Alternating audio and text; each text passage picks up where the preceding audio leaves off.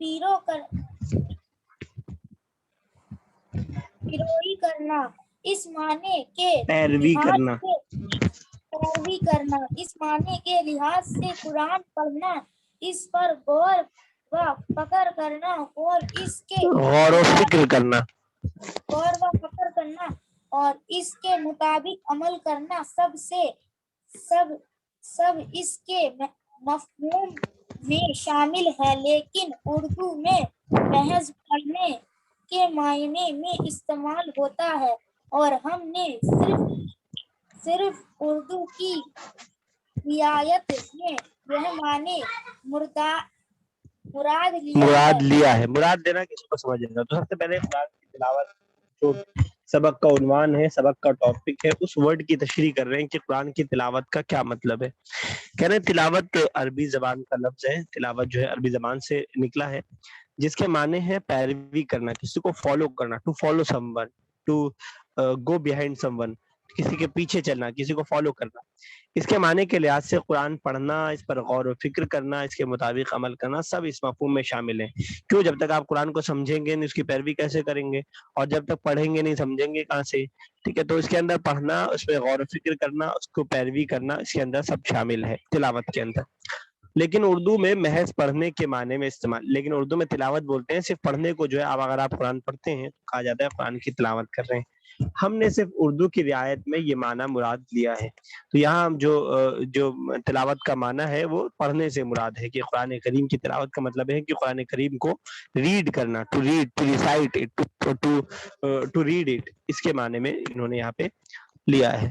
چلو آسی آگے چلو۔ Okay sir.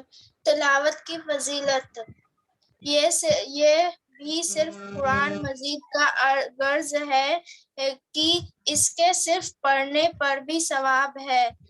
رسول اللہ صلی اللہ علیہ وسلم نے فرمایا، جو شخص کتاب اللہ کا ایک حرف پڑھتا ہے، اس کے حروف میں بدلے حرف، ایک حرف پڑھتا ہے، ایک حرف پڑھتا ہے، اس کے بدلے اس کے لیے ایک نیکی شمار ہوتی ہے، اور ہر نیکی کے بدلے میں 10 گنا اجر ہے۔ اجر ہے، اجر نہیں، اجر۔ سر اجر مطلب معاف کر دینا۔ اجر مطلب کیا کر دینا؟ سر معاف کر دینا۔ اجر مطلب ثواب۔ میں یہ بھی کہہ رہے ہیں کہ میں یہ نہیں کہہ رہا ہوں کہ الف لام میم یہ ایک حرف ہے، نہیں، بالکل حرف نہیں، حرف، حرف کی جمع حروف آتی ہے، یہاں پہ حرف ہے۔ حرف ہے نہیں، بلکہ الف ایک حرف ہے، لام ایک حرف ہے، اور میم ایک حرف ہے۔ ترمذی دارمی کیا مطلب ہوا؟ بریکٹ میں ترمذی دارمی کا کیا مطلب ہوا؟ سر پتہ نہیں۔ اس کا مطلب یہ ہوا کہ یہ بات اس میں لکھی ہوئی ہے۔ Very good. تو یہ کتابوں کا نام ہے، تو یہ جو حدیث مینشن کی ہے اس کا ریفرنس دیا ہے کہ ہم نے یہ حدیث ان کتابوں سے لی ہے، ترمذی اور دارمی سے لیا ہے۔ چلو آگے۔ اگر کوئی اٹک کر پڑھتا ہے تو دوسرے دوہرے اجر کا ڈبل اجر کے بشارت ہے۔ رسول اللہ صلی اللہ علیہ وسلم نے فرمایا، قرآن کا، ابھی میں پورا ایکسپلین کروں گا اس پیراگراف کو۔ بشارت کا مطلب کسی چیز کا جو ہے سرپرائز دینا، کسی چیز کا انعام دینا کسی کو۔ قرآن کے لکھنے والا معزز اور پاکیزہ فرشتوں کے ساتھ ہوگا، اور جو شخص قرآن اٹک کر اور مشکل سے پڑھتا ہے اس کے لیے دوہرا اجر ہے۔ اجر نہیں، پھر بھائی غلطی کر رہی ہو، اجر دوہرا اجر ہے، ایک قرآن پڑھنے کا، دوسرا قرآن پڑھنے کے لیے محنت کرنے کا۔ ٹھیک ہے، سب سے پہلے تلاوت ورڈ کی ایکسپلینیشن دینے کے بعد آگے کہہ رہے ہیں تلاوت کی فضیلت کیا ہے، امپورٹنس کیا ہے، ہم کیوں کریں تلاوت، اس کے لیے ہمیں کون سا موٹیویشن ہے جس کی وجہ سے ہمیں تلاوت کرنی چاہیے اور قرآن کو پڑھنا چاہیے. کہہ رہے ہیں یہ بھی صرف قرآن مجید کا اعزاز ہے. اعزاز مطلب خصوصیت, کسی کی اسپیشلٹی. یہ قرآن کی اسپیشلٹی ہے کہ صرف پڑھنے پر بھی ثواب ملتا ہے. اگر آپ بغیر سمجھے بھی اس کو پڑھتے ہیں تب بھی آپ کو خیر بہرحال ثواب تو ضرور ملے گا. رسول اللہ صلی اللہ علیہ وسلم نے فرمایا جو شخص کتاب اللہ کا ایک حرف پڑھتا ہے, کتاب اللہ مطلب سر اللہ کی کتاب. اللہ کی کتاب. کون سی کتاب, کون سی کتاب ہے؟ قرآن مجید. سر قرآن. ہاں تو قرآن کو بھی کتاب اللہ کہا جاتا ہے, اللہ کی کتاب. کتاب اللہ کا ایک حرف پڑھتا ہے, کوئی ایک الفابیٹ اس کے اندر سے پڑھتا ہے, اس کے بدلے میں اس کی ایک نیکی شمار ہوتی ہے اور ہر نیکی کے بدلے 10 گنا اجر دیا جاتا ہے. یعنی 1 × 10, ہر ایک ورڈ کا 1 × 10 کے حساب سے اس کو اجر دیا جائے گا. گنا مطلب ملٹیپل, یا یہ گناہ وہ والا نہیں ہے برائی والا گناہ. 10 گنا مطلب 10 مرتبہ اس کا اجر دیا جائے گا, 10 گنا ثواب دیا جائے گا. میں یہ نہیں کہہ رہا, پروفیٹ محمد آگے خود ہی ایکسپلین کر رہے ہیں کہ میں یہ نہیں کہہ رہا ہوں کہ الف لام میم یہ ایک حرف ہے, بلکہ کتنا حرف ہے یہ الف لام میم, کتنے الفابیٹ ہے اس کے اندر؟ 3 ہے. ٹھیک ہے, کہہ رہے ہیں بلکہ الف ایک حرف ہے, لام ایک حرف ہے اور میم ایک حرف ہے, تو تینوں کی نیکی ملا کے کتنی ہو جائے گی؟ 3 سر 3 3 × 10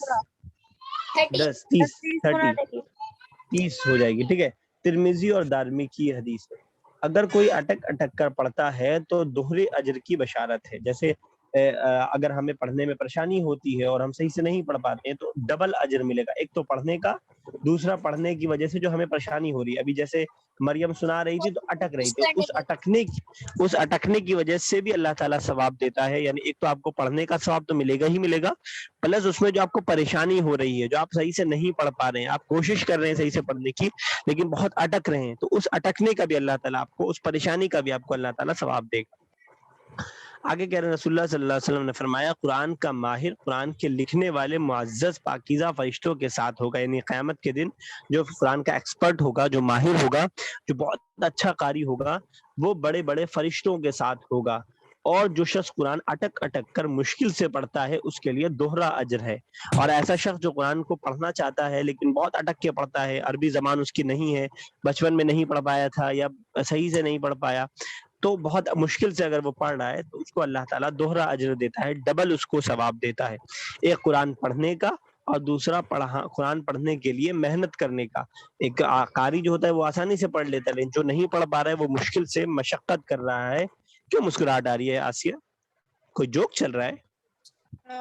چلو پھر چلو اسی لیے کیمرہ اسی لیے اوپن رہتا ہے. ٹھیک ہے, تو اس کو جو ہے ڈبل اجر دیا جاتا ہے جو قرآن کو اٹک اٹک کر پڑھتا ہے. چلو مریم آگے. قرآن کا مقصد, تلاوت کا مقصد قرآن مجید کتاب ہدایت سے, لہٰذا ہدایت حاصل کرنے کی نیت سے ہی تلاوت کرنا چاہیے. محض پڑھنا بھی باعث توبہ ہے لیکن باعث ثواب ہے, لیکن اصل مقصد کا حصول زیادہ اہم ہے. خوش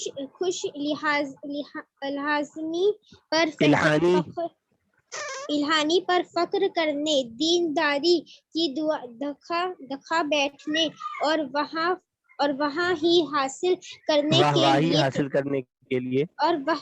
حاصل کرنے کے لیے تلاوت کرنا تلاوت کے اجر کو ضائع کر دیتا ہے.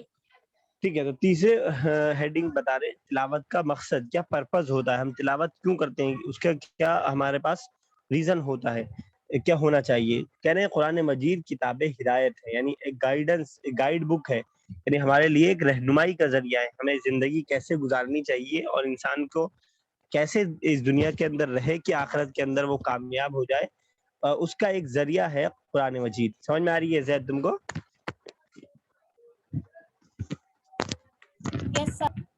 ٹھیک ہے, تو قرآن مجید کی ہدایت کی کتاب ہے, لہٰذا ہدایت حاصل کرنے کی نیت سے ہی تلاوت کرنا چاہیے. تو ہم جب قرآن کی تلاوت کریں تو ہم یہ سیکھیں, یہ سوچ کر کے تلاوت کریں کہ اس سے ہم کچھ چیزیں سیکھیں گے, کچھ نئی نالج حاصل کریں گے اور اس کو اپنی زندگی میں امپلیمنٹ کریں گے, اس سے کچھ گائیڈنس لیں گے. یہ ہماری نیت ہونی چاہیے. محض پڑھنا بھی باعث ثواب ہے. باعث ثواب مطلب ثواب کا ذریعہ, ثواب کی وجہ. تو باعث ثواب صرف آپ پڑھتے ہیں, نہیں سمجھتے ہیں, تب بھی وہ ثواب کا باعث ہے, ثواب کا ذریعہ ہے, لیکن اصل مقصد کا حصول زیادہ اہم. لیکن جو اصل ٹارگٹ ہے, اصل جو ایم ہے, اصل جو مقصد ہے وہ زیادہ اہم ہے. وہ کیا ہے؟ ہدایت حاصل کرنا, گائیڈنس لینا اس سے, قرآن سے. آگے کہہ رہے ہیں خوش الہانی پر فخر کرنے, دینداری کی دھاک بٹھانے اور واہواہی حاصل کرنے کے لیے تلاوت کرنا تلاوت کے اجر کو ضائع کر دیتا ہے. اگر کوئی شخص, خوش الہانی کہتے ہیں بہت اچھی آواز سے پڑھنا, اچھے آواز سے پڑھنا, الہان کہتے ہیں لہجے کو. خوش الہانی اچھے لہجے سے پڑھنا, اس پر فخر پڑھنا ایک اچھی بات ہے, لیکن اس پر فخر کرنا, اس پہ گھمنڈ کرنا, یا اپنے آپ کو بہت دیندار دکھانا کہ ہم بہت اچھا قرآن پڑھتے ہیں, ہم بہت نیک لوگ ہیں, ہم بہت دیندار ہیں, یا لوگوں کی واہواہی حاصل کرنے کے لیے پڑھنا کہ میں بہت اچھی تلاوت کرتا ہوں تو لوگ میری بہت تعریف کریں گے, واہ تم کتنا اچھا پڑھتے ہو. ان ساری نیت سے اگر کوئی قرآن پڑھتا ہے تو قرآن پڑھنے کا جو ثواب ہے وہ ضائع ہو سکتا ہے, بلکہ گناہ بھی مل سکتا ہے اگر کوئی شخص ان چیزوں میں ہمیشہ ملوث رہتا ہے کہ اپنے آپ کو شو آف کرنے کے لیے یا اپنے آپ کو دکھانے کے لیے. تو اگر یہ چیزیں کرتا ہے تو اس کو گناہ بھی مل سکتا ہے. سمجھ میں آیا علما؟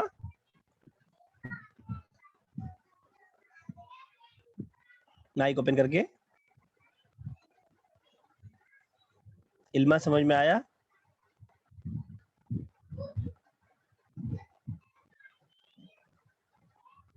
نہیں آ رہی آواز تمہاری علما.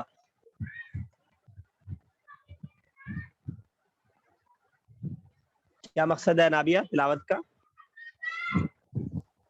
تلاوت کا یہ مقصد ہے کہ ہمیں صرف ثواب لینے کے لیے یا تلاوت کے سے گائیڈنس لینے کے لیے پڑھنا چاہیے, کسی کو دکھاوے کے لیے نہیں پڑھنا. ٹھیک ہے, دکھاوے کے لیے نہیں ہونا چاہیے. ہو سکتا ہے اللہ تعالیٰ کا شکر ادا کرنا. تلاوت کا مقصد نہیں ہو سکتا, اور چیزیں ہو سکتی ہیں اس میں. تلاوت کا مقصد صرف ہم اس سے گائیڈنس لینا چاہتے ہیں, اس سے سیکھنا چاہتے ہیں, اس سے نالج لینا چاہتے ہیں ہم. ٹھیک ہے, اور کوئی بتائے گا؟ آسیہ کیا مقصد ہے تلاوت کا؟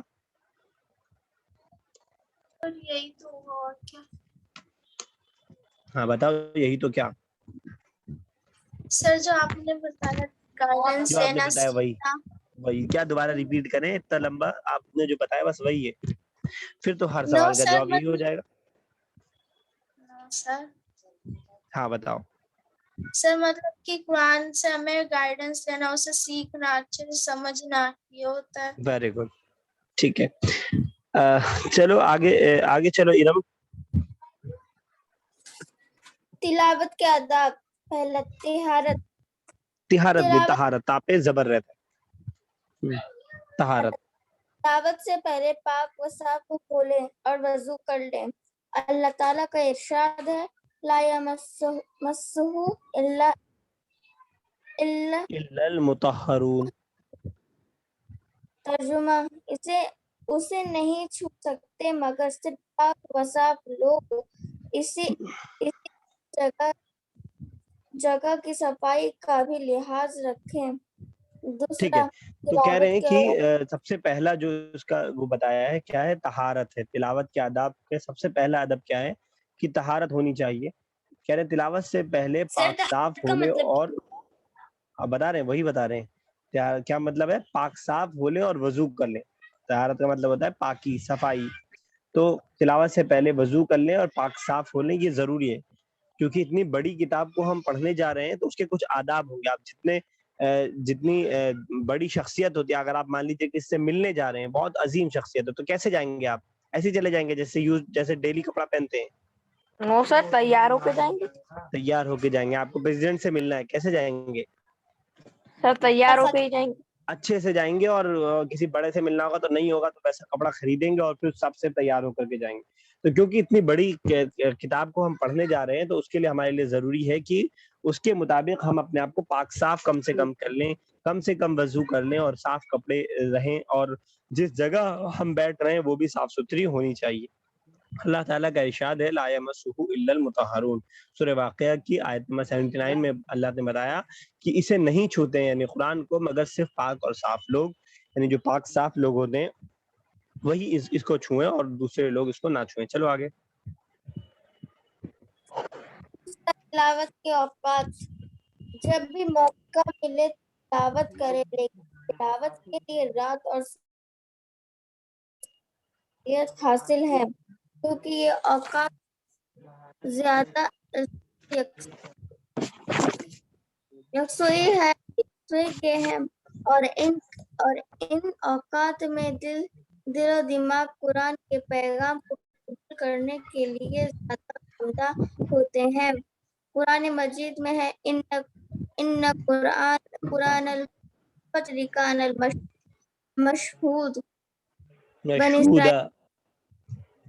مشہودہ بنی اسرائیل میں بے شک فجر کے وقت قرآن پڑھنا مشہود ہے، یعنی فرشتے حاضر ہوتے ہیں اور اللہ کے حضور تلاوت کی گواہی دیتے ہیں۔ دوسری جگہ تحسین کرتے ہوئے ارشاد ہے راتوں کو وہ اللہ کی آیت کی تلاوت کرتے ہیں۔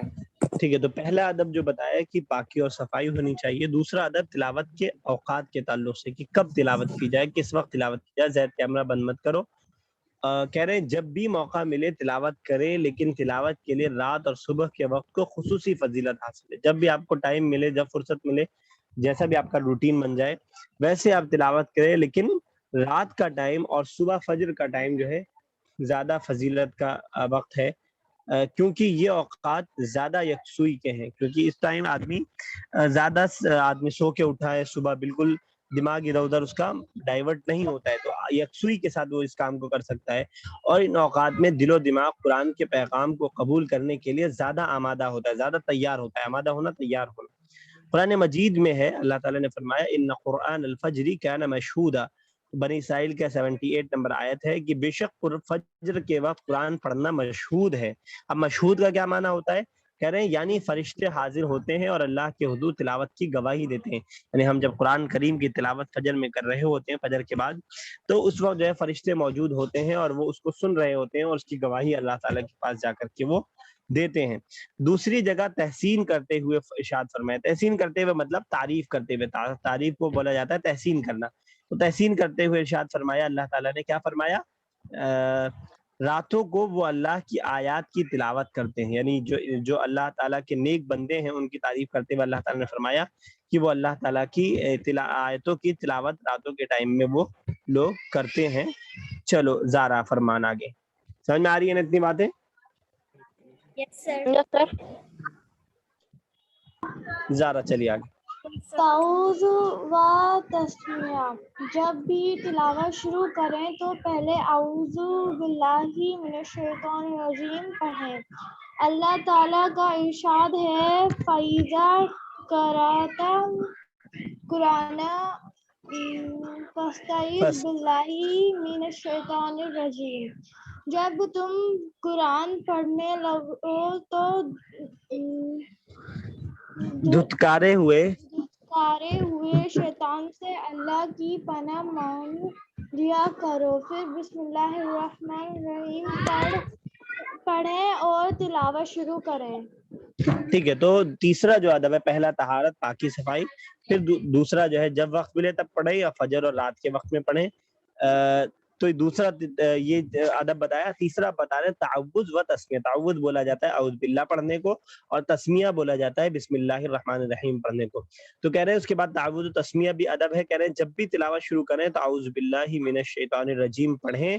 اللہ تعالیٰ کا ارشاد ہے فَإِذَا قَرَأْتَ الْقُرْآنَ فَاسْتَعِذْ بِاللَّهِ مِنَ الشَّيْطَانِ الرَّجِيمِ، جب تم قرآن پڑھنے لگو تو دھتکارے ہوئے شیطان سے اللہ کی پناہ مانگ لیا کرو۔ تو اللہ تعالیٰ نے ایسا حکم دیا ہے کہ نماز تلاوت کرنے سے پہلے ہم شیطان سے پناہ مانگ لے، دھتکارا ہوا جو ہے اللہ تعالیٰ کی طرف سے بھگایا ہوا۔ اور پھر جب اس کے آگے کہہ رہے ہیں پھر بسم اللہ الرحمن الرحیم پڑھیں اور تلاوت شروع کر دیں، اعوذ باللہ پڑھیں، اس کے بعد بسم اللہ پڑھیں اور اس کے بعد تلاوت شروع کر دیں۔ یہ ہمیں جو ہے سکھایا گیا ہے قرآن کے آداب میں سے۔ چلو توسین آگے۔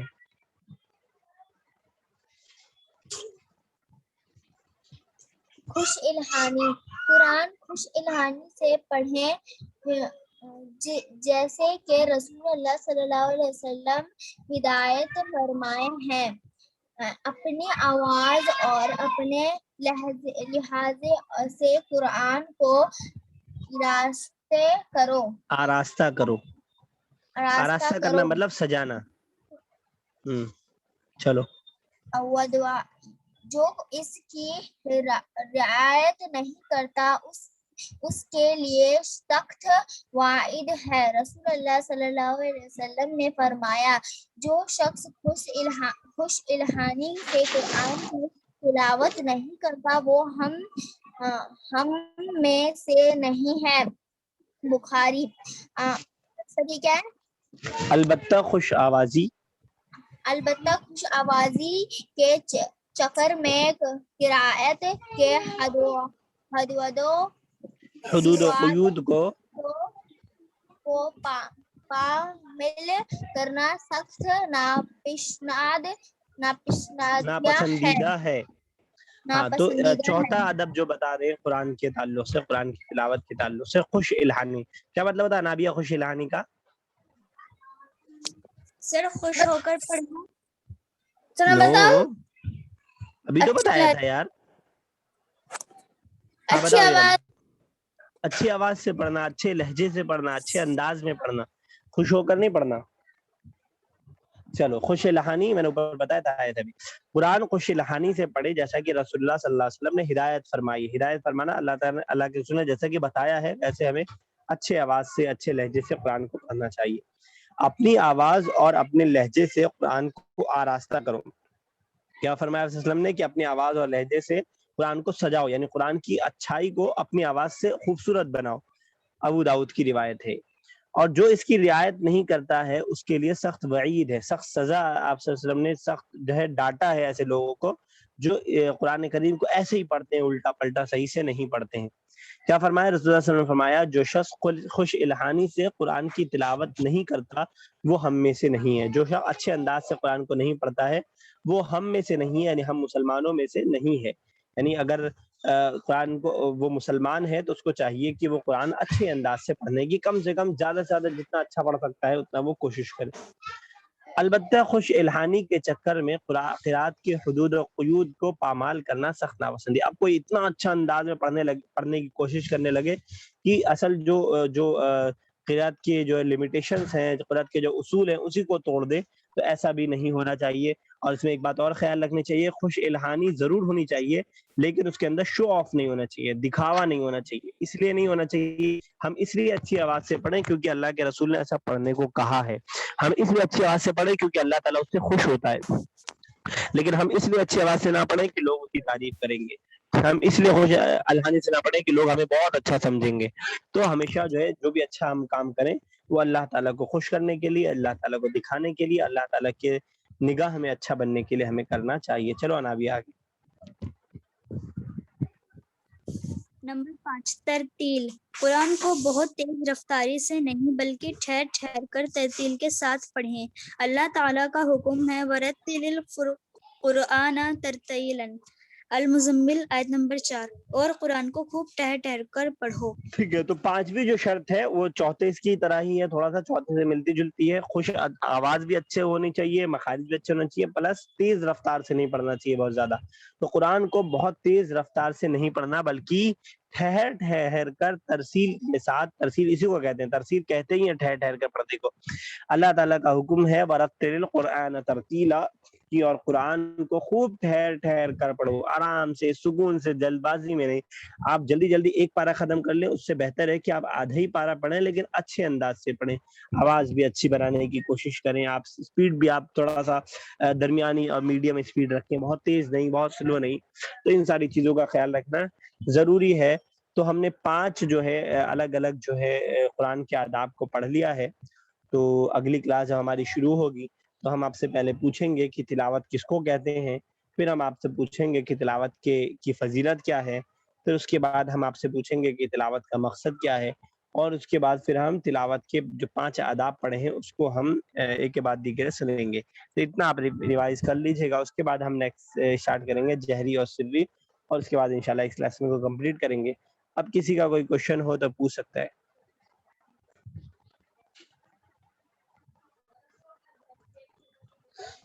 कभी भी नहीं रहता है क्वेश्चन, तो आज क्या रहेगा? पूछा करें जहाँ जो चीज ना समझ में आए, जो भी डाउट हो, कुछ भी हो, जरूर पूछा करें। सिर्फ पूछा ना करें, पूछने के बाद उसको जो है याद भी रखा करें जो चीज पूछी जा रही है. चलें ठीक है, तो इंशाल्लाह नेक्स्ट क्लास में मिलते हैं, सो कंटिन्यू करेंगे. और जो है मरियम, तुमने सामियत का काम कंप्लीट कर लिया?